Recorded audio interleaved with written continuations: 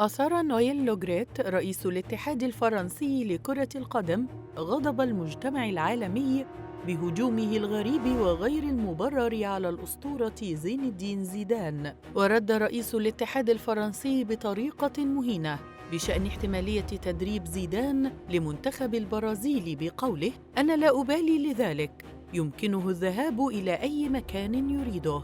وأجاب ساخراً بشأن تحدثه من قبل مع زيدان لتدريب منتخب فرنسا قائلاً: بالتأكيد لا، حتى أنني لم أكن أفكر أن أتحدث معه على الهاتف. وتابع سخريته من زيدان أنه يحتاج لمن يساعده لإيجاد ناد أو منتخب آخر يدربه. وأشعلت كلمات لوغريت ضد زيدان غضب مبابي نجم منتخب فرنسا بتغريدة عبر تويتر: زيدان هو فرنسا، يجب ألا نقلل من شأن أسطورة من هذا القبيل.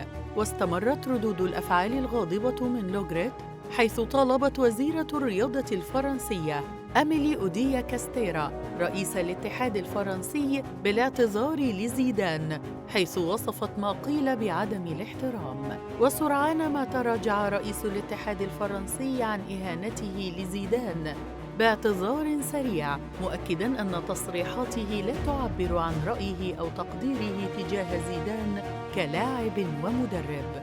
ولكن ما قاله لوغريت فتح عليه ملفات الماضي من قضايا فساد، وفسر الاعتداء الجنسي على اللاعبين واللاعبات الشباب في الأندية والمنتخبات السنية الفرنسية.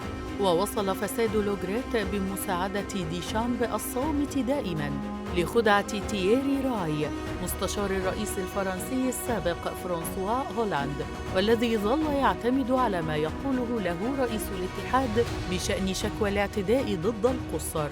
وقال تييري راي المستشار الرياضي للرئيس هولاند بحسب ما نقله مولينا: لوغريت في حديثه معي دائما ما كان يتجنب هذا الموضوع، حتى أن وزير